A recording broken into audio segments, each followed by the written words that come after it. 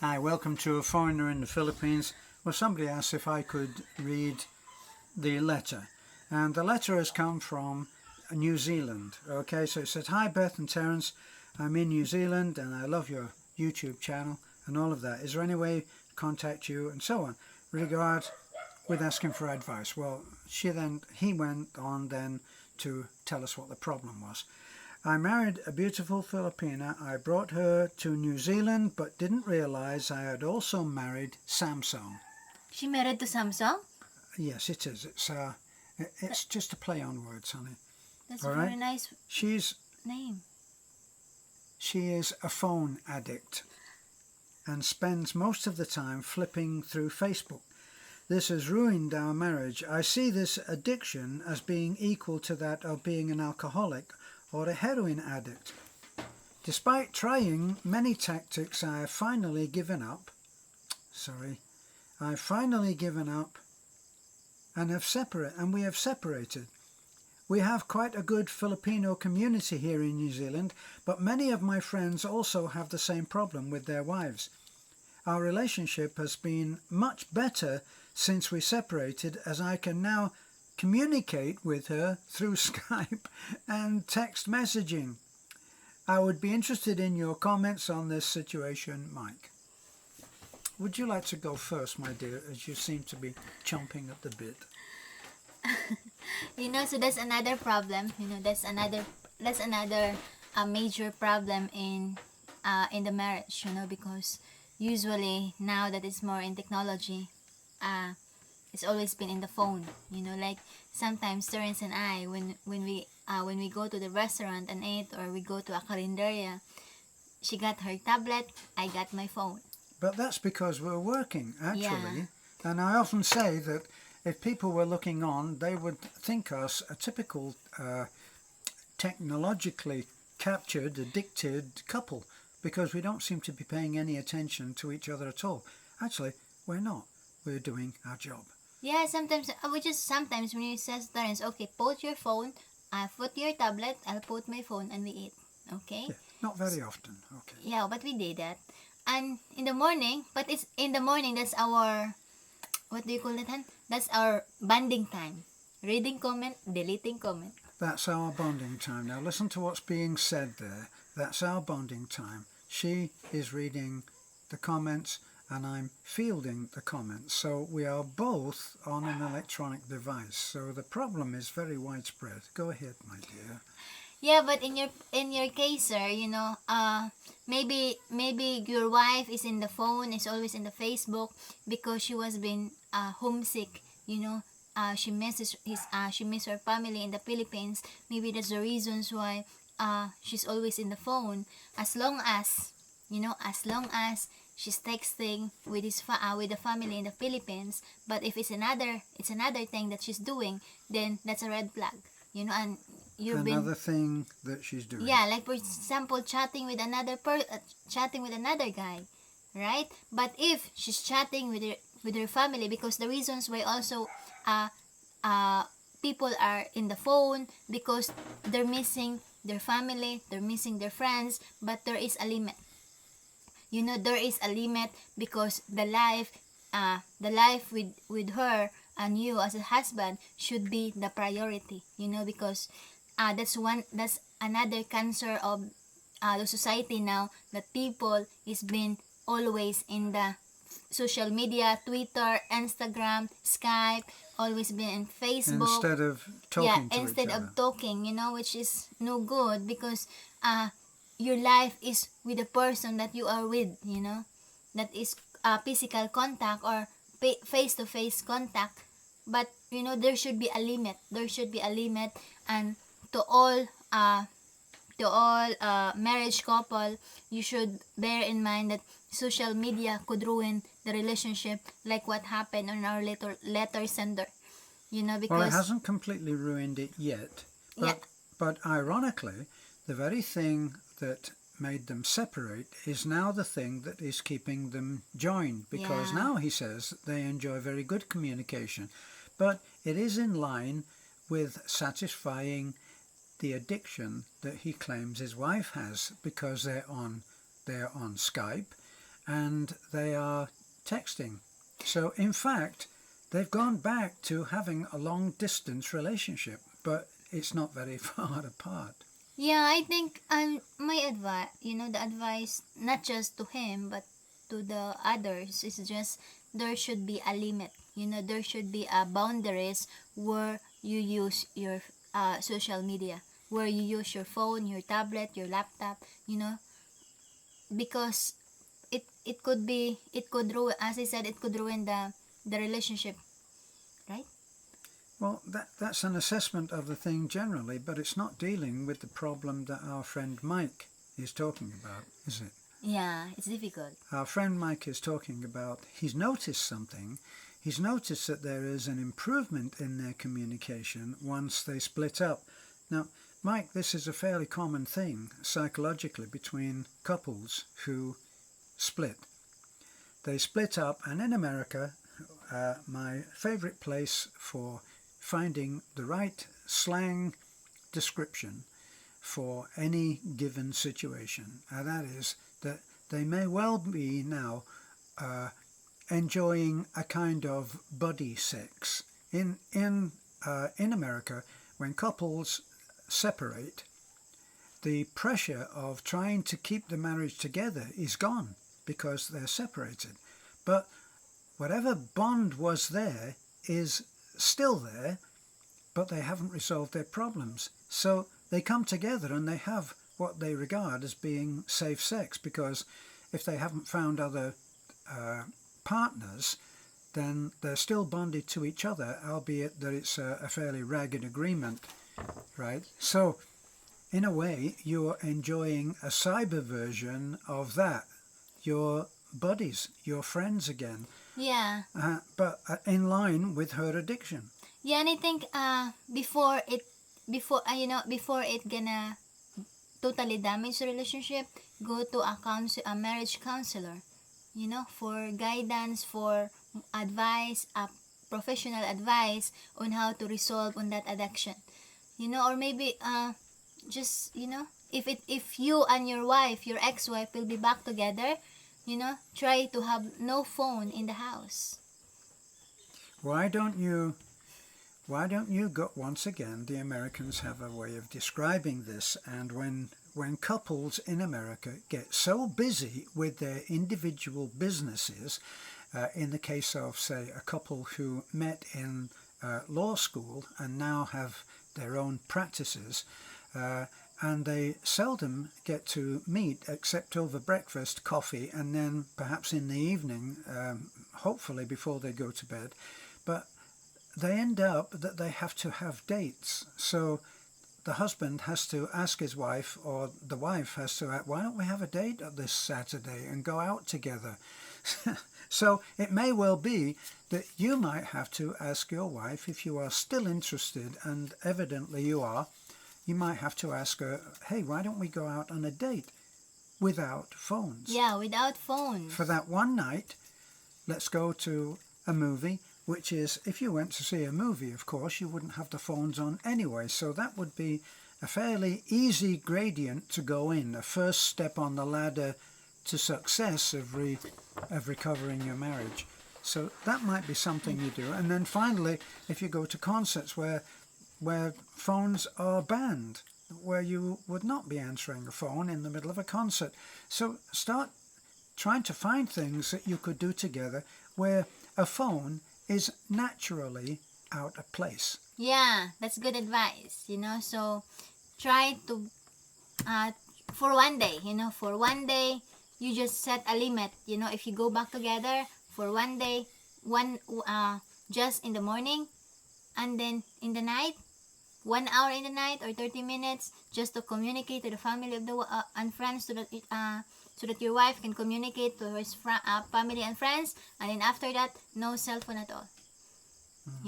And as Beth said, assuming that the phone calls and the time that is on the cell phone is not quality time being spent on a long-distance relationship of which you are not part. Yeah, So there's something to discuss there with her. That's another problem. That's the biggest problem for now, to have that addicted on the social media, you know, because it's also like in the morning we also want to know what's happening on other people's life, right? It's just like on our psychological mind, in our mind, that I want to look at my on the phone on what they're posting, you know. So that's another thing, that's Well, another actually, problem that we need to cut, you know, to minimize, because you've been very interested in others' life, right? On others' posts, but you just didn't notice that your family is already been your relationship is already taking apart. You know, so yeah, you can. I always tell Beth, she hates me to say this to her, but if she says, can I do this, or should I do that, or I often wonder if it would be okay, and stuff like that, you know, just normal checking in with your partner. And in those cases where I may not particularly agree or like it, I say, you can do anything you want. And it's true. Each partner can do whatever he or she wants, as long as you understand that there will be a price to pay, a consequence. So if you wanted to go out, for instance, if you were a guy that liked to go out and drink with the boys, and lots of people find that a bar is a place where they can relate most easily to, say, their friends. They go out and they have a quiet drink, and so on. You can do that, and you can do that, say, once a week, and your partner would agree to it. And then if you started doing it 2 or 3 times a week, or then every time after work you would go, eventually there will be a consequence. And the consequence usually is where you start to actually get distant to each other. And then, as this couple have now done, they've parted because being together was uncomfortable. Now, from what I read, and from the work of various counsellors that have written books, I read a lot of books on this. As you know, I'm a reader. And one of the things that the counsellor that I liked the work of said was, I like to work with couples before they stop caring. Now, that's a really important thing, that if you can work together before you reach that point where you say, well, it doesn't really matter, I don't care. When you find yourself saying, I don't care, you've reached a dangerous point that tells you you're going to have a consequence that is going to be hard to come up and confront. Honey? yeah, you know, so if you got problem on that kind of situations, you know, where your wife and you has getting part because of social media, because of always been in the phone, you know, talk to her, talk to him, or talk to your husband, or talk to your wife, you know, and say that, look, it seems that it leads into a big problem, you know, because you've been far away. I never know you anymore because you're just always be on your phone, you know. And that's before they separate. Yeah. And then after they separate, what happens then? Yeah, after you separate, you just been looking back and says, why did I let it happen? You Which know, comes comes of regrets. Right, which begs the question, Yeah. is, since you have been separated and you're now Skyping and texting, what is happening to her? Because we're talking now to Mike, who is the man of the marriage, but we don't know what the feelings are of the lady. Yeah. And as Beth so rightly said at the beginning, there's a very good chance that there's some homesickness there, and being in a constant touch with one of her siblings, her mom. Filipinas are very close to their mom. Beth sees her mom every day, and she's down there. And Beth's sister, Bewley, calls her mother every day, and that's a fact of life.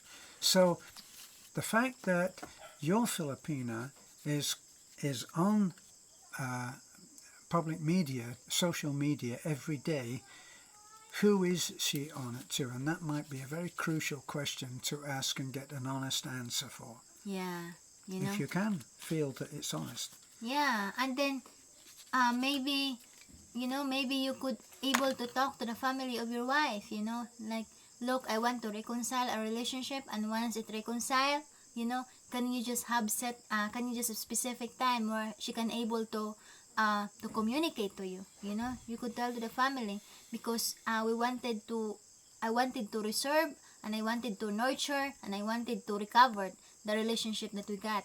And if she's always in the phone, then that's gonna be another trouble. Yeah, as long as you don't assume Yeah, that she is on the phone to that family. yeah, That's the point here. so I I mean, hope. if she was willing to separate before she would stop using that phone, then it seems like she has already reached that point where she doesn't care. You know, he's saying maybe at some point in one heated argument which led to the separation, he said, if you don't stop using that phone all the time, then we may as well separate. I think there's more deeper on that, not just It can't get any deeper than that, honey. It can't get any deeper than saying, if you don't stop doing that, I'm going to leave you. How can it get Yeah, how but can it get deeper than yeah, that? but possible, maybe, because maybe it's already been that setup has already been long, it's not just happened 1 week or 1 month, No, that that's it's just true. it's been a year, That's maybe true. it's been long, that the husband already feel that there's already been a distance between the wife, between him and the wife, so just to the newer, just to the new, that other that have problem on that, before it's gonna be a long distance between you and your wives, try to resolve it before it's too late, and it's just a matter of understanding. It's just a matter of talking to each other, how we gonna set up this. I know that majority of the Filipina that is married abroad, you're always been messing your family here in the Philippines, your friends. Yes. So you need to explain to your husband, if your husband feel that there's already been neglections because you're prepared to be in the social media. So it's just a matter of talks, and at the same time, to the husband, it's just a matter of understanding. Just remember that your wife is just one there, especially if she has not a lot of friends that she able to talk to, and she's missing the family that she loves most, because as a Filipina, our family is the priority. We have a close family ties. So that's another aspects that you need to understand when you're married to a Filipina. So not just all about that. Oh, why is it you're always been in the phone? So try to understand that you came from work, your Filipina is just in the home, and she's just been in the four corner of the house. So maybe that's having a social media, having always been in the phone, is one way to cap up and to the loneliness that she got. Okay?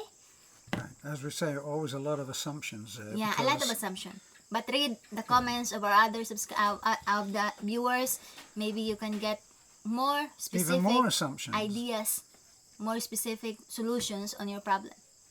Okay, so again, thank you for sending your problem. I know that this problem was been raised because of the alcohol over cigarette over the wife, right? Addictions. Yeah, addiction of cigarette. So Sir Mike, hope you gonna reconcile with your wife. And again, it's just a matter of respect and understanding. If you have trouble, Mike, in convincing your wife that she has an addiction rather than just a love of using something, then issue this as a challenge. And the fact is that if you can't give something up for, say, 2 weeks, that's an addiction. Yeah. You should be able to give something up for 2 weeks and not go insane. And a lot of people, for instance, if you were a heavy drinker or a heavy smoker, 2 weeks of giving that thing up would be hell, because it's an addiction. Well, it's not so easy to pinpoint being on the phone as an addiction, but as you have rightly said, you could consider that her use of the phone to the excessive amount that she does use it is akin to equal to, say, an addiction of heroin or tobacco or booze. Yeah, so just go, it's a marriage counselor, you know, just go to speak. If you can get us to do that, Yeah. that would be ideal, because Yeah. speaking together to a third party, the third party can bring in, well, they can retrieve you if one of you falls into that black hole of attack. That's what they're there for, to reach in and pull you out and say, let's look at this again. That's what Yeah. they're there for. Yeah, so please like, comment, and subscribe, hoping you get something from our opinion and our subscribers' comments. And let us know. Yeah. We'd like to know how it goes. Yeah, we wish you the best. Have a good day and God bless.